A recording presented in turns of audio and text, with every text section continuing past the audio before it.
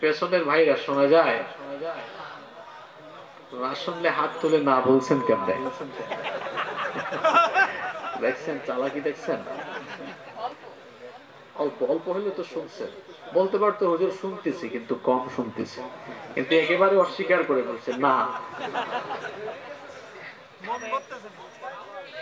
অবশ্য আমরা এরকম মানুষই, আমরা অনেক সময় খেয়েও বলি খাই নাই, গিয়েও বলে যায় নাই। আমি খুবই ক্লান্ত, শারীরিক ভাবে অসুস্থ। দেশের পরিস্থিতি আপনারা জানেন, এই পরিস্থিতিতে আসলে চট্টগ্রাম থেকে আসা, এটা যে কি পরিমাণ রিস্ক। আপনাদের এখানকার পরিস্থিতি খুবই ভালো, এখন পরিস্থিতি এত খারাপ হয়েছে, এই দেশের জনগণের ট্যাক্সের টাকায় চলা পুলিশ, তারা এখন জনগণের ট্যাক্সের টাকায় কেনা গুলিকে জনগণের বুকের উপরে চালাচ্ছে। এটা অত্যন্ত দুঃখজনক, এটা অত্যন্ত দুঃখজনক। ইমানের দাবিতে মুসলমানরা তার ইমানি আবেগ অনুভূতির বহিঃপ্রকাশ ঘটাতে পারে, তাতে বাধা দেওয়ার কারো কোনো অধিকার নেই। আল মুসলিমুনা কাল জাসাদিল ওয়াহিদ, সকল মুসলমানরা হচ্ছে একটি দেহের ন্যায়। আচ্ছা বলুন তো, আপনার শরীরে যদি চোখের মধ্যে আঘাত লাগে, শুধু কি চোখে আঘাত লাগবে নাকি সব জায়গায় এই আঘাতটার ফিলিংস আসবে? আসবে কিনা? তো মুসলমানরা হচ্ছে একটি দেহের ন্যায়। পৃথিবীর যে কোনো প্রান্তে, যে কোনো জায়গার কোনো মুসলমান, তার উপরে আঘাত করা হলে আপনি যদি সত্যিকারের মুসলমান হন, আপনার অনুভূতিতে সেটা লাগবে, লাগার কথা। যেখানেই যে কোনো মুসলমান পৃথিবীর যে কোনো প্রান্ত থেকেই সে যদি মজলুম অবস্থায় পড়ে যায়, সে তার উপরে যদি জুলুম করা হয়, ইমানদার হিসাবে আমাদের দিল কাঁদবে, আমাদের অন্তরে সেটা গিয়ে এর প্রভাব পড়বে। এই দেশের ইমানদাররা, দেশপ্রেমিক মানুষেরা, এদেশের ইমানদাররা, এদেশের দেশপ্রেমিক মানুষেরা মুসলমানদের সেই অনুভূতির জায়গা থেকেই তারা ইমানি দাবিতে বিভিন্ন জন বিভিন্ন ভাবে প্রতিবাদ করেছে। তারা এই দেশের সরকারের বিরুদ্ধেও কেউ কোনো আন্দোলন করেনি, রাষ্ট্রবিরোধী কোনো কাজও করেনি। এই পৃথিবীর কুখ্যাত এক অমানুষ, আপাদমস্তক সাম্প্রদায়িক গুজরাটের কসাই, যার হাতে মুসলমানদের রক্তের গন্ধ লেগে আছে, সেই কুখ্যাত অমানুষের বিরুদ্ধে কথা বলা প্রত্যেকটি ইমানদারের নৈতিক দায়িত্ব। রাজনীতি যার যার, ইসলাম কথা কন না কেন? আপনি কি কিয়ামতের দিন আল্লাহর কাছে বলতে পারবেন আমি বিএনপি করি, আমি জামাত করি, আওয়ামী লীগ করি? আল্লাহ ফেরেশতাদেরকে বলবেন এটা ধরে ভালো করে পেদানি দে। পরিচয় হচ্ছে মুসলমান। পরিচয় কি? পরিচয় হচ্ছে মুসলমান। মুসলমানিত্বের অনুভূতি আপনার ভেতরে থাকা লাগবে। এই লোকটাকে আপনি চিনেন? এই লোকটাকে আপনি চিনেন? আমার বাবরি মসজিদ ভেঙে দিয়ে রাম মন্দির তৈরি করেছে। গুজরাটে বিভিন্ন সময় সাম্প্রদায়িক দাঙ্গা লাগিয়ে আমাদের মুসলমান ভাই বোনদেরকে নির্মম ভাবে হত্যা করা হয়েছে। বিভিন্ন সময় মসজিদে আগুন দেওয়া হয়েছে। এই সকল অপকর্মের মূল খলনায়ক ছিল পৃথিবীর কুখ্যাত এই অমানুষ নরেন্দ্র মোদী। ভাই বসেন, আমাকে কথা বলতে দেন, আগে কথা বলতে দেন, কথা বলতে দেন। ভারতবর্ষের ইতিহাস আপনি জানেন? খালি যে ফালাফালি করেন। এই ভারতকে 800 বছর মুসলমানরা শাসন করেছে। কি ভুল বলছি নাকি? কত বছর? ভারতকে 800 বছর মুসলমানরা শাসন করেছে। এরপরে 200 বছর এসে ভারতীয় উপমহাদেশকে ইংরেজরা লুটপাট করেছে। এই যে এখন ভারত, পাকিস্তান, বাংলাদেশ, এখন 2021 সাল। কত সাল? 1947 সালের আগ পর্যন্ত ভারত, পাকিস্তান, বাংলাদেশ তখন এক ছিল। এক ছিল কিনা? এক ছিল। তো ব্রিটিশরা দ্বিজাতি তত্ত্বের ভিত্তিতে ভারত পাকিস্তান আলাদা করে দিল। 47 সালে ভারত পাকিস্তান ভাগ হলো।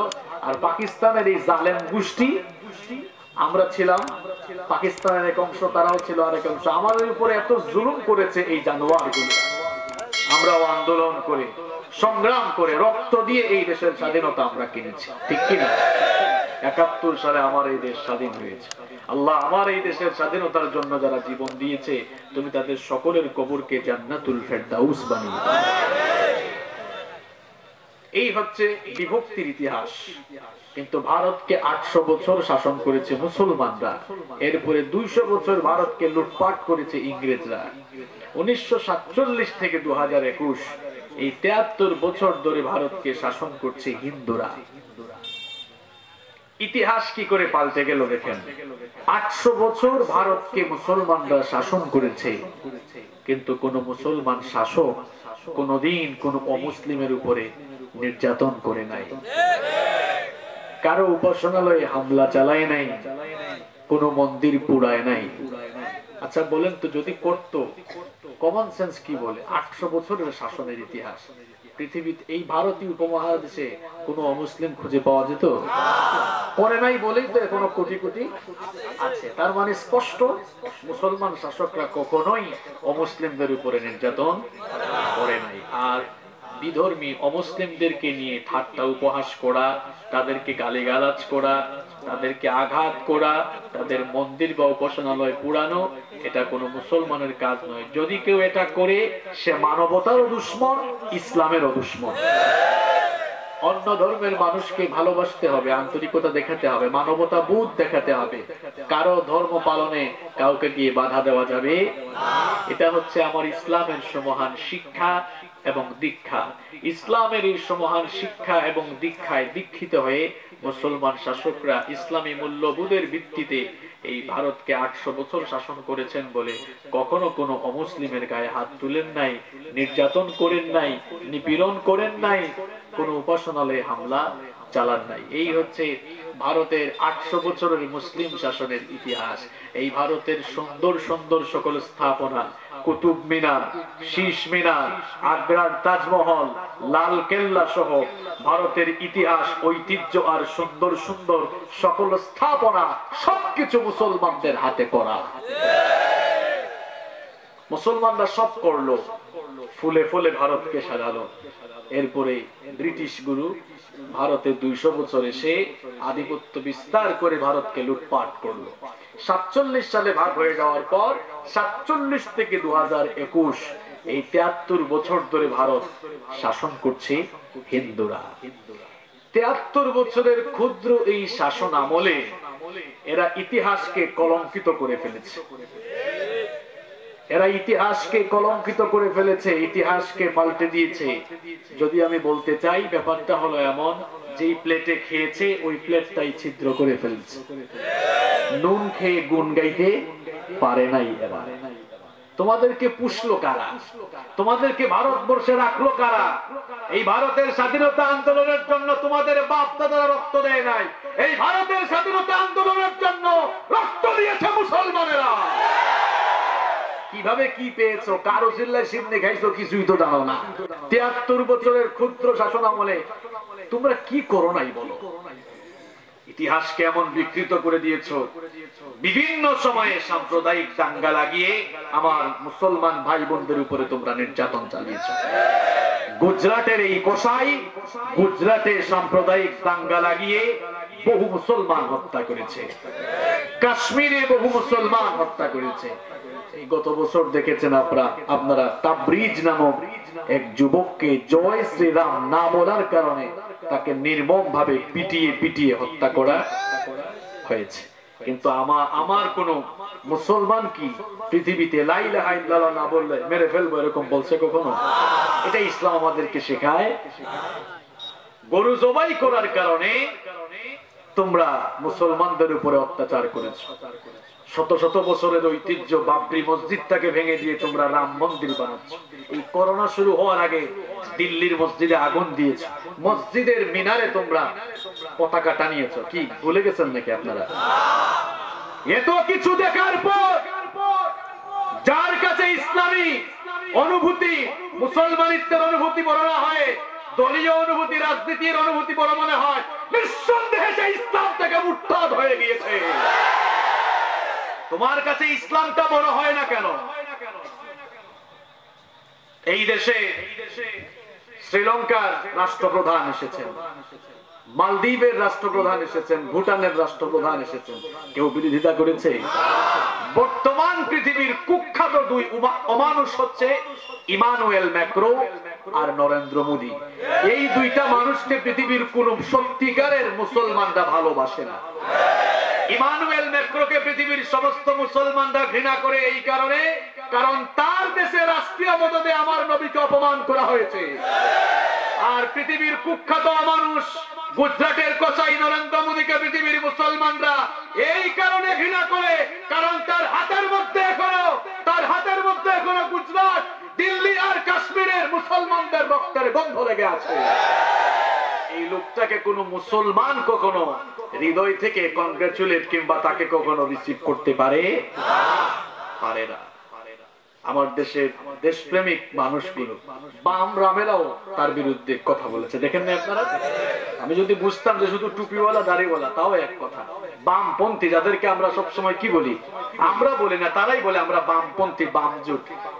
এরাও বলতেছে না এই লোকটা মানবতার দুশ্মন, মানবতা বোধ নাই। একজন মানুষ তার প্রতিবাদটুকু সে জানাতে পারে। বাইতুল মুকাররমের মসজিদটাকে রক্তে রঞ্জিত করে দেওয়া হয়েছে। অনেকে জানে না, হয়তো ইন্টারনেট তো বন্ধ। বাইতুল মুকাররম মসজিদকে গতকাল জুমার দিনে রক্তে লাল করে দেওয়া হয়েছে। ইহুদির বাচ্চারাও মসজিদে আকসার এই পরিস্থিতি মনে হয় কখনো করে নাই। গতকাল আপনার কালকে জুমার আগে এবং পরে যেভাবে বাইতুল মুকাররমে রক্তে লাল করা হয়েছে, কি অপরাধ ছিল এই মুসল্লিদের। এরা তো ইমানের দাবি থেকে কথা বলে কিছুক্ষণ পরে হয়তো চলেই যেত তার ঘরে, তার বাসায় চলে যেত। গুলি কি এত সস্তা হয়ে গিয়েছে? ইমানের দাবিতে কেউ কথা বললেই তাকে গুলি করা হবে? এই দেশের আপামর তাওহীদি জনতা যদি ঐক্যবদ্ধ হয়ে যায়, আপামর তাওহীদি জনতা ঐক্যবদ্ধ হয়ে গেলে গুলি করে করেও শেষ করা যাবে না। আমার দেশের স্বাধীনতার মহান স্থপতি বঙ্গবন্ধু শেখ মুজিবুর রহমান সাহেব, আল্লাহ তাকে মাফ করে দিন, তিনি শুধু বাংলাদেশ নন, বিশ্বের এক অবিসংবাদিত নেতা ছিলেন। এই দেশের স্বাধীনতা আন্দোলনের মহানায়ক, স্বাধীনতার স্থপতি। আপনি যে কোনো রাজনৈতিক দল করতে পারেন, কিন্তু স্বাধীনতার জন্য বঙ্গবন্ধুর অবদানকে যারা অস্বীকার করবে, সেই লোকটা একটা অকৃতজ্ঞ মানুষ। এই দেশের স্বাধীনতা আন্দোলনে তার অবদান অনস্বীকার্য। তার একটা মাত্র ভাষণ থেকেই দেশের মানুষ উজ্জীবিত হয়ে স্বাধীনতা আন্দোলনে ঝাঁপিয়ে পড়েছিল। তিনি ইসলাম প্রিয় মানুষ ছিলেন। এই যে ইসলামিক ফাউন্ডেশন, এটা ওনার হাতে গড়া। বাংলাদেশকে ওআইসি সদস্যভুক্ত করেছেন তিনি। আগে হজে যাওয়া লাগতো ইন্ডিয়া থেকে, বাংলাদেশ থেকে সরাসরি হজে যাওয়ার ব্যবস্থাও করেছেন তিনি। আর তিনি আলেম প্রিয় মানুষ ছিলেন। যে মুজিব কুট এখন আমাদের দেশে খুব প্রসিদ্ধ, এটাও আলেমের কাছ থেকে এসেছে। আল্লামা শামসুল হক ফরিদপুরি, নাম শুনছেন আপনারা? আল্লামা শামসুল হক ফরিদপুরি রহমতুল্লাহি আলাইহির কাছে গিয়ে তিনি একদিন দেখলেন হুজুর ওই কালো কুটটা পরেছেন। বঙ্গবন্ধু বললেন, হুজুর কালো কুটে তো সুন্দর লাগতেছে আপনাকে। তিনি খুলে দিয়ে বললেন যে তোমার যেহেতু ভালো লাগছে তুমি এটা নিয়ে যাও, এটা পরে যাও।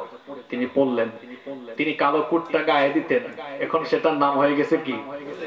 এটা মূলত আল্লামা শামসুল হক ফরিদপুরি রহমতুল্লাহির কাছ থেকে এসেছে। তো বঙ্গবন্ধু আলেম প্রিয় মানুষ ছিলেন, ইসলাম প্রিয় মানুষ ছিলেন। তিনি অসাম্প্রদায়িক একজন মানুষ ছিলেন। সাম্প্রদায়িক সম্প্রীতি এক সোনার বাংলাদেশ গড়ার জন্য তিনি কাজ করেছেন। তার মতো একজন অসাম্প্রদায়িক মহান অবিসংবাদিত নেতার জন্ম শতবার্ষিকী অনুষ্ঠান, তার মতো একজন মহান নেতা সাম্প্রদায়িক সম্প্রীতির সোনার এই বাংলাদেশে একজন কুখ্যাত কসাইকে আনা মানে হচ্ছে তার আত্মার সঙ্গে বেঈমানি করা। ওই যে মানুষ বলে না, কোথায় আমাদের সিলেটে একটা কথা বলে, কোথায় উগার তল আর কোথায় বটের তল। কোথায় আমার বঙ্গবন্ধু আর কোথায় সেই নরেন্দ্র মোদী? এটা একটা কুখ্যাত অমানুষ, কুখ্যাত অমানুষ। এই অমানুষের বিরুদ্ধে, এই অমানুষের নাম মানুষেরা চিরকাল ঘৃণা ভরে স্মরণ করবে, ঠিক কিনা? ফেরাউনের নাম কেউ শ্রদ্ধার সাথে স্মরণ করে? নমরুদের নাম কেন? এরা জালেম ছিল, এরা ভালো মানুষ ছিল না। ভালো মানুষদেরকে মানুষ যুগের পর যুগ, কালের পর কাল স্মরণ করে শ্রদ্ধার সাথে। মুসলমানদেরকে এখন ঐক্যবদ্ধ হওয়ার কোনো বিকল্প নেই। বাবারা, ভাইয়েরা, আমি তো আগেই বলেছি রাজনীতিটা যার যার, ইসলামটা আমরা সবাই তো মুসলমান। এই জন্য ঈমান আর ইসলামের ক্ষেত্রে কারো সঙ্গে আমাদের কোনো আপোষ নাই। ঈমান এবং ইসলামের বেলায় কারো সঙ্গে আপোষ করে চলা যাবে না।